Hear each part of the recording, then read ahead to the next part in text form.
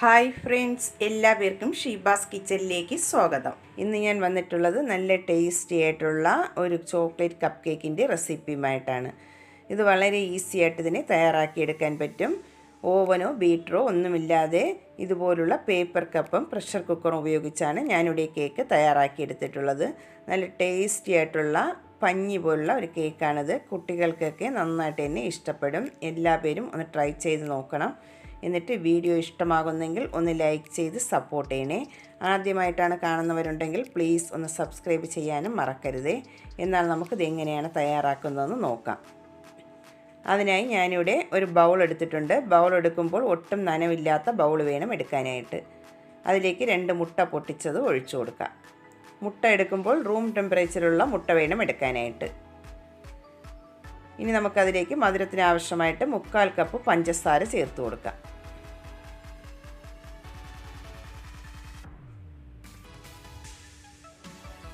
അതിലേക്ക് ഇനി ചേർത്ത് കൊടുക്കുന്നത് 1/4 കപ്പ് ഓയിലാണ്. ഫ്ലേവർ ഇല്ലാത്ത ഏത് ഓയിൽ വേണമെങ്കിലും ചേർത്ത് കൊടുക്കാവുന്നതാണ്. 1/2 കപ്പ് പാലും കൂടെ ചേർത്ത് കൊടുക്കുന്നുണ്ട്. പാലെടുക്കുമ്പോഴും റൂം ടെമ്പറേച്ചറുള്ള പാൽ വേണം എടുക്കാനായിട്ട്. 1/2 ടീസ്പൂൺ വാനില എസൻസും കൂടെ ചേർത്ത് കൊടുക്കാം. എന്നിട്ട് ഇതുപോലുള്ള ഒരു ഹാൻഡ് വിസ്ക് വെച്ച് നന്നായിട്ട് തന്നെ ഒന്ന് ബീറ്റ് ചെയ്തെടുക്കാം. പഞ്ചസാരയെല്ലാം നന്നായിട്ട് തന്നെ ഒന്ന് മെൽറ്റായി വരുന്നതുവരെ ഒന്ന് ബീറ്റ് ചെയ്തെടുക്കാം.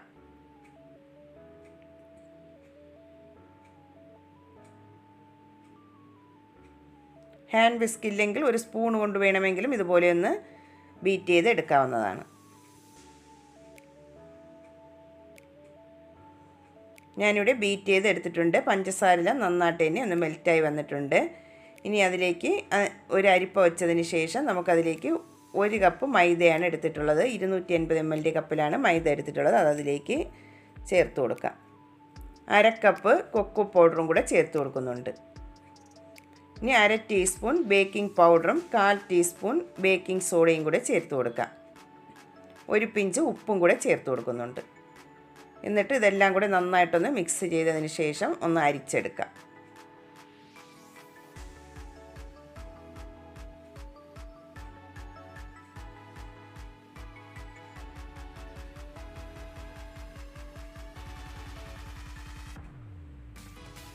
ഇതുപോലെ അരിച്ചിട്ട് വേണം എടുക്കാനായിട്ട്. എന്നാലേ കേക്ക് നന്നായിട്ട് സോഫ്റ്റായിട്ട് കിട്ടത്തുള്ളൂ. ഞാനിവിടെ അരിച്ചെടുത്തിട്ടുണ്ട്. ഇനി നമുക്ക് ഇതൊന്ന് മിക്സ് ചെയ്തെടുക്കാം. സ്ലോവിൽ വേണം മിക്സ് ചെയ്തെടുക്കാനായിട്ട്. ഒരുപാട് സ്പീഡിൽ മിക്സ് ചെയ്തെടുക്കരുത്. ഇതുപോലെ ഒരേ ഡയറക്ഷനിൽ വേണം ഒന്ന് മിക്സ് ചെയ്തെടുക്കാനായിട്ട്.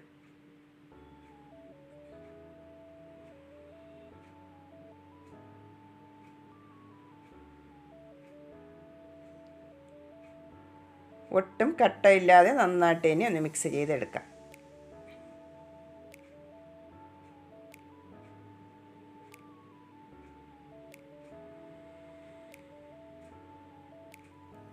ഇതുപോലുള്ള ഹാൻഡ് വിസ്ക് ഉണ്ടെങ്കിൽ ഒട്ടും കട്ടയില്ലാതെ തന്നെ നമുക്ക് പെട്ടെന്ന് മിക്സ് ചെയ്തെടുക്കാൻ പറ്റും.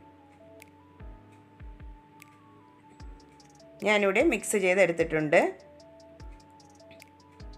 ഈ കൺസിസ്റ്റൻസിയിൽ വേണം ബാറ്റർ ഒന്ന് റെഡിയാക്കി എടുക്കാനായിട്ട്.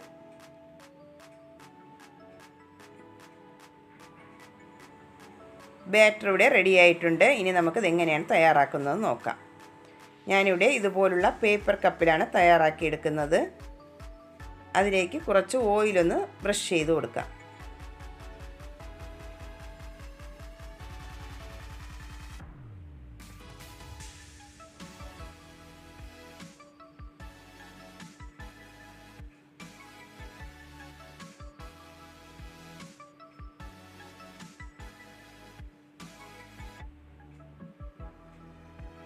ഓയിൽ എല്ലാത്തിനും ഞാനിവിടെ ബ്രഷ് ചെയ്ത് കൊടുത്തിട്ടുണ്ട്. ഇനി നമുക്കതിലേക്ക് ബാറ്റർ ഒഴിച്ചു കൊടുക്കാം.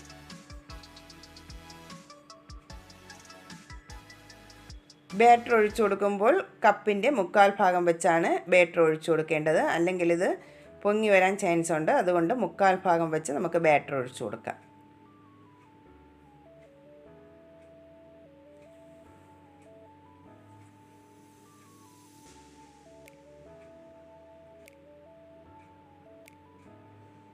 എല്ലാ കപ്പിലും ഞാനിവിടെ ബാറ്റർ ഒഴിച്ചു കൊടുത്തിട്ടുണ്ട്. ഇനി നമുക്കിതൊന്ന് ടാപ്പ് ചെയ്ത് കൊടുക്കാം.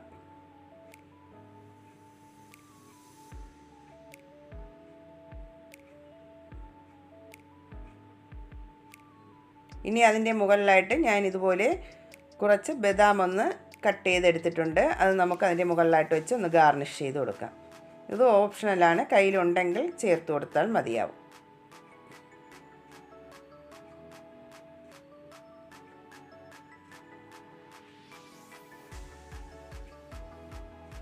ഞാനിവിടെ എല്ലാ കപ്പിലും ബദാം വെച്ചൊന്ന് ഗാർണിഷ് ചെയ്ത് കൊടുത്തിട്ടുണ്ട്. ഇനി നമുക്കിതൊന്ന് ബേക്ക് ചെയ്തെടുക്കണം. ബേക്ക് ചെയ്യുന്നത് ഞാനിവിടെ പ്രഷർ കുക്കറിലാണ് ബേക്ക് ചെയ്തെടുക്കുന്നത്. കുക്കറിൻ്റെ അടിയിലായിട്ട് ഇതുപോലെ ഒരു പഴയ പാൻ വെച്ചതിന് ശേഷം അതിൻ്റെ മുകളിലായിട്ടാണ് കുക്കർ വെച്ച് കൊടുത്തിട്ടുള്ളത്. കുക്കർ ഒന്ന് ചൂടായി വന്നതിന് ശേഷം നമുക്ക് ലോ ഫ്ലെയിമിലേക്ക് ആക്കി കൊടുത്തിട്ട് നമുക്ക് ഓരോ കപ്പായിട്ട് അതിലേക്ക് വെച്ച് കൊടുക്കാം.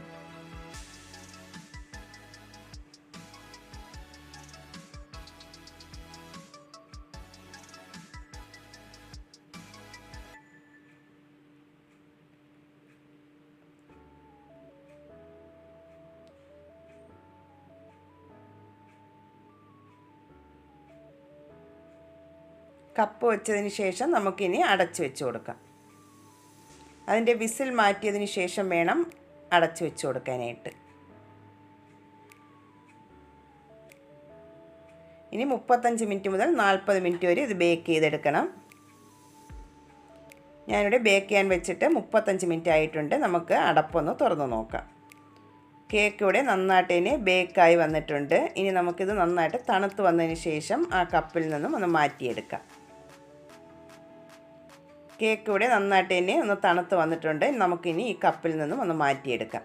ഇതുപോലെ ഒരു കത്രിക വെച്ച് സൈഡ് ഒന്ന് കട്ട് ചെയ്തതിന് ശേഷം നമുക്കതിൽ നിന്നും ഒന്ന് മാറ്റിയെടുക്കാം.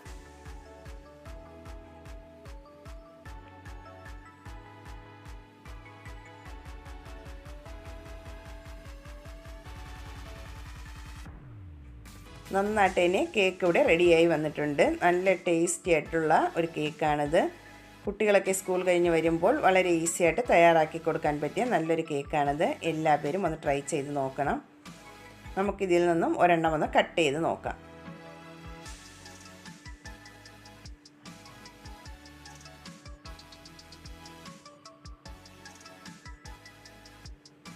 നല്ല പഞ്ഞി പോലെ സോഫ്റ്റ് ആയിട്ടുള്ള ഒരു കേക്കാണ്.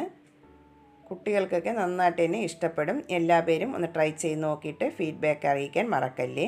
വീഡിയോ ഇഷ്ടമാകുന്നെങ്കിൽ ഒന്ന് ലൈക്ക് ചെയ്യാനും സബ്സ്ക്രൈബ് ചെയ്യാനും മറക്കല്ലേ.